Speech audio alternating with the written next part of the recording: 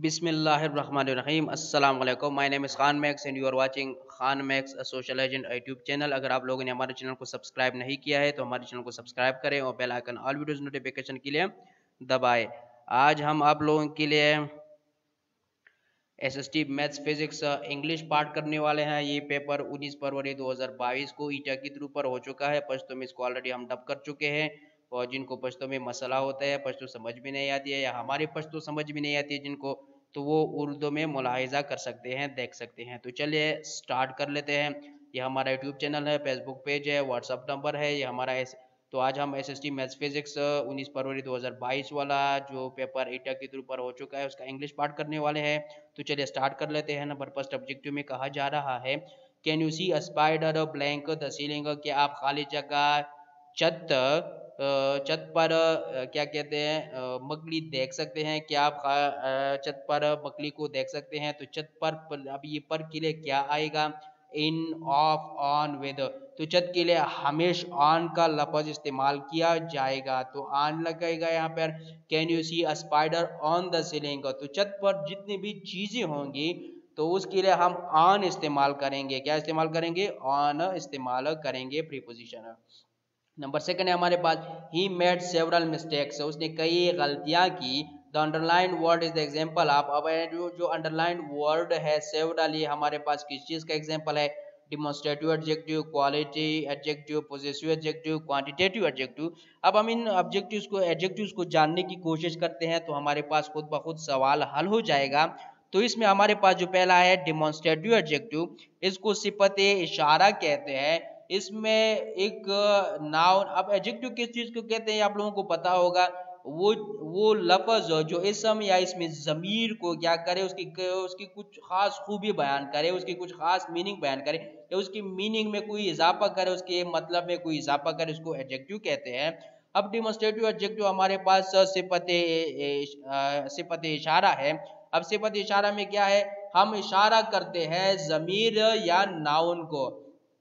This book, ये किताब, that pain, वो कलम, दैट हाउस, वो घर, दैट स्कूल, वो स्कूल, दिस यूट्यूब चैनल, ये यूट्यूब चैनल, दैट वीडियो, वो वाली वीडियो। तो ये हमारे पास क्या है, डिमोन्स्ट्रेटिव है। दिस, दैट, दीज, दोज, ये हमारे पास क्या है, डिमोन्स्ट्रेटिव एडजेक्टिव्स है। जब वो नाउन या प्रोनाउन की कोई इजाफी सिफत बयान करे, कोई सिफत बयान करे, कोई मानी में इजाफा करे, तो इसके बाद इसके साथ डायरेक्टली हमारे पास क्या आएगा, या नाउन आएगा या प्रोनाउन आएगा। दिस हाउस, ये घर, ये हमारे पास नाउन इसके बाद आ गया। इसी तरह हमारे पास इसमें हमेशा नाउन या प्रोनाउन आएगा तो इसका ये हमेशा क्या करेगा, कोई मीनिंग में इजाफा करेगा, तो इसको डिमोन्स्ट्रेटिव एडजेक्टिव या इसको सिफती इशारा कहते हैं। क्वालिटी एडजेक्टिव को हम डिस्क्रिप्टिव एडजेक्टिव भी कहते हैं। सिफत मेयार जिसको कहा जाता है या सिफत मेयारी, तो सिफत मेयारी में हम कोई क्वालिटी किसी नाउन प्रोनाउन की पेश करते हैं। ब्यूटीफुल गर्ल, एक खूबसूरत लड़की, खूबसूरत लड़के। डार्क नाइट, तारीक रात, तारीकी रात या अंधेरी रात। ब्राइट डे, ब्राइट डे, चमकदार दिन। तो ये हमारे पास क्या है, किसी नाउन या प्रोनाउन की हम क्या करते हैं, कोई खास खूबी, कोई क्वालिटी पेश करते हैं, तो इसलिए हम इसको क्वालिटी एडजेक्टिव या डिस्क्रिप्टिव एडजेक्टिव कहते हैं। पोजेसिव एडजेक्टिव, पोजेसिव एडजेक्टिव को हम सिफत इजाफी कहते हैं। सिफत इजाफी में एक पोजीशन, एक क्या कहते हैं, कब्जा शो किया जाता है। माई पेन, माई पेन, मेरा कलम, हर बुक, उसकी किताब, देयर हाउस, उनका घर, आवर स्कूल, हमारा स्कूल। तो ये हमारे पास क्या है, पोजेसिव एडजेक्टिव्स है, सिफत इजाफी है, इजाफी है। क्वांटिटी एडजेक्टिव या न्यूमेरल एडजेक्टिव भी इसको कहा जाता है, इसको सिफत मिकदारी कहा जाता है। इसमें हम किसी चीज की मिकदार की बात करते हैं। फॉर एग्जाम्पल 10 बुक्स, 10 किताबें, 20 पेंसिल्स, 20 कलम है, सेवरल मिस्टेक्स, कई खामियां, कई गलतियां। तो हमें ऑटोमेटिकली पता चल गया कि सेवरल मिस्टेक हमारे पास क्या है, option number D, quantity adjective, quantity adjective. तो हमारे पास करेक्ट आंसर यहाँ पे क्या है, डी है, क्वांटिटी एडजेक्टिव है, क्योंकि हमारे पास सेवरल क्वांटिटी शो कर रहा है कई कई मिकदार हमें बता रहा है।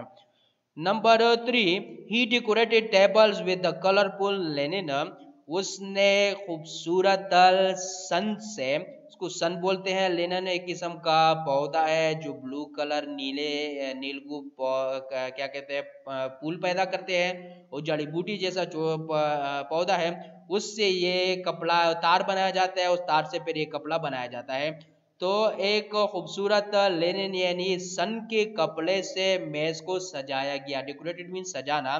Choose the correct passive voice, तो करेक्ट पैसिव वॉइस को हमें सेलेक्ट करना है। तो इस जुमले को पहले हम देख लेते हैं। अब डायरेक्ट सब्जेक्ट के बाद second form of the verb आया है। डेकोरेटेड हमारे पास थर्ड फॉर्म भी हो सकता है, लेकिन उसमें हमारे पास हेल्पिंग वर्ब हमारे पास हैव या हैज आएगा या हैड आएगा। तो यहाँ पे हमारे पास हेल्पिंग वर्ब के बाद डायरेक्ट सेकंड फॉर्म आया है, तो इसका मतलब है कि पास्ट इंडिपेंडेंट टेंस है। तो ये पास्ट इंडिपेंडेंट टेंस है हमारे पास। तो पास्ट इंडिपेंडेंट टेंस में हमें पता है कि पैसिव वॉइस में वाज या वर आएगा। क्या आएगा? वाज या वर आएगा। पहले हम ऑब्जेक्ट को लगाएंगे। टेबल्स है, टेबल्स हमारे पास जमा है तो इसके लिए वर आएगा। Tables were, tables were. Third form of the verb आएगा डेकोरेटेड। यहाँ पे सिर्फ यहाँ तक अगर हम कहें टेबल्स वर, तो आपको पता चल गया कि इसमें हेड बीइंग है, इसमें आर बीइंग है और इसमें हैव बीन, तो आपको डायरेक्टली पता चल जाता है कि हमारे पास करेक्ट जो आंसर है वो हमारे पास क्या है? बी है। तो जो सीक्वेंस में बता रहा था कि पहले ऑब्जेक्ट लग जाएगा टेबल्स, उसके बाद हेल्पिंग वर्ब वाज या वर आएगा, तो टेबल जमा है तो वर आ जाएगा। Third form of the verb decorated आएगा। उसके बाद विद कलरफुल लिनन अपनी जगह आ जाएगा। ये हमारे पास क्या है? एज एडजेक्टिव इस्तेमाल हुआ है, तो हमारे पास एडजेक्टिव आ गया। उसके बाद हम इसको इजाफी भी बना सकते हैं। इसमें हम क्या इजाफा बना सकते हैं? By him, by him. लेकिन यहाँ पे बाई हिम नहीं लगाया गया है, वो इसलिए नहीं लगाया गया है क्योंकि हमारे पैसिव वॉइस में हमारा जो फोकस है वो ऑब्जेक्ट पर होता है, तो इसलिए कभी कभार हम सब्जेक्ट को नहीं लगाते। तो करेक्ट आंसर हमारे पास क्या आ गया? Tables were decorated with colourful linen. तो इसमें एक इजाफी जो हिंट मैं दे देता हूँ एक्टिव वॉइस पैसिव वॉइस के लिए। जितने भी टेंसेस है उसमें से आगे वाले टेंस का हेल्पिंग वर्ब आएगा। इंडिपेंडेंट टेंस है तो उसमें जो कंटिन्यूस टेंस का हेल्पिंग वर्ब है वाज वर आएगा। कंटिन्यूस टेंस में वाज वर आएगा, लेकिन इसके साथ बीइंग आईएनजी फॉर्म के लिए बीइंग आएगा। फॉर एग्जांपल अगर ये जुमला इस तरह होता, he was decorating tables with colourful linen, तो ये जुमला हमारे पास इस तरह आता, tables were being decorated with colourful linen by him, या बाय हिम लगाने की जरूरत नहीं। इस तरह अगर ये हमारे पास परफेक्ट टेंस होता, तो परफेक्ट टेंस के बाद जो परफेक्ट कंटिन्यूस टेंस का हेल्पिंग वर्ब है हमारे पास, पास्ट परफेक्ट कंटिन्यूस टेंस का हेल्पिंग वर्ब हैड बीन है, तो इसमें फिर हमारे पास हैड बीन आता। फॉर एग्जांपल अगर ये जुमला इस तरह होता, he had decorated tables with colourful linen, तो हमारे पास जुमला इस तरह आता, tables had been, continuous tense का परफेक्ट कंटिन्यूस टेंस का हेल्पिंग वर्ब क्या है? Had been. Tables had been decorated with colourful linen by him.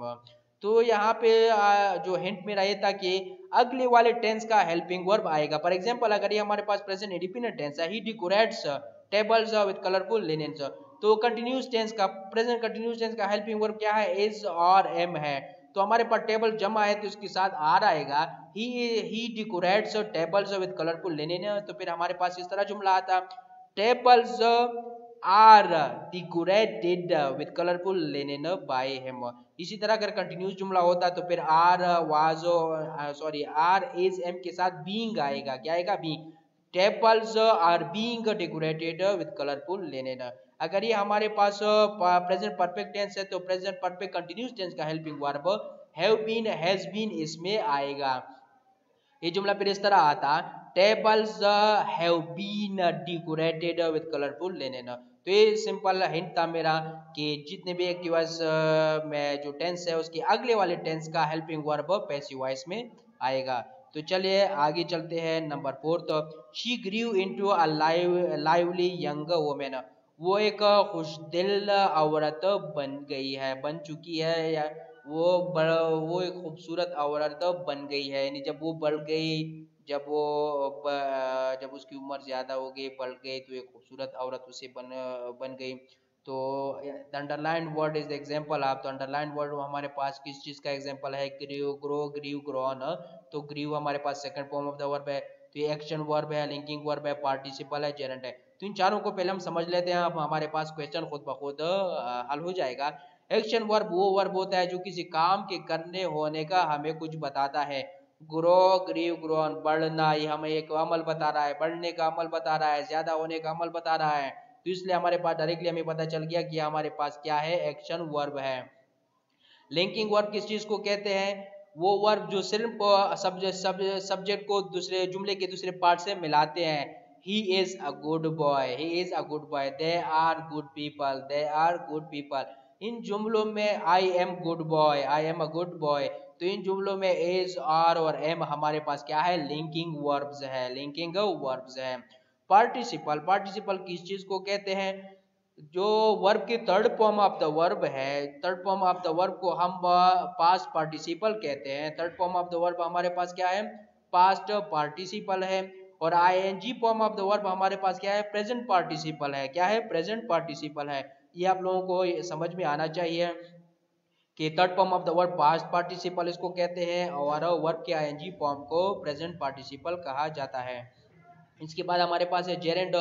जब ING form of the verb को हम एज अ नाउन इस्तेमाल करते हैं तो इसको जेरेंड कहते हैं। क्या कहते हैं, जेरेंड कहते हैं। For example, swimming is a good sport, swimming is a good sport, तैरना एक अच्छा खेल है, एक अच्छा स्पोर्ट है, खेल है।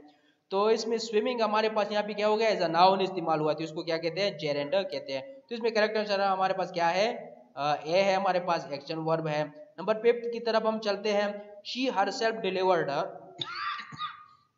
The message to the management, उसने वो बजाते खुद इंतजामिया को पैगाम, उसने बजाते खुद इंतजामिया को पैगाम पहुंचाया, बजाते खुद। तो इसमें कहते हैं कि बजाते खुद, her self, the underline word is और एन। ये अंडरलाइन वर्ड हमारे पास क्या है, personal pronoun, reflexive pronoun, empathic pronoun, या हमारे पास क्या है, ये रिलेटिव प्रोनाउन है।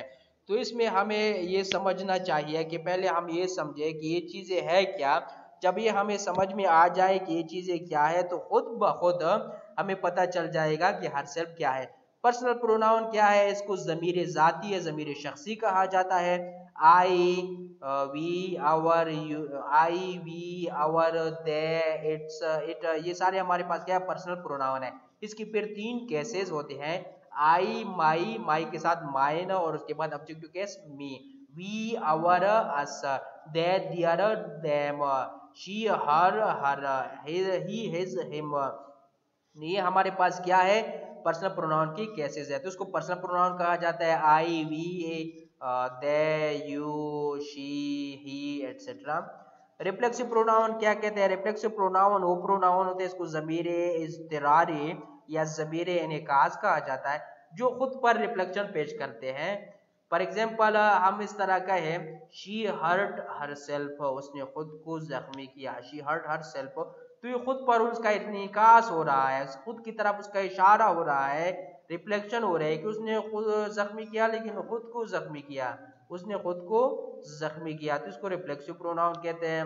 एम्पैथिक प्रोनाउन क्या कहते हैं, एम्पैथिक प्रोनाउन को ज़मीर ताकीद कहते हैं, यानी वो प्रोनाउन जो किसी चीज पर ताकीद, जो जमीर पर था, वो जमीर है जो ताकीद पेश करे।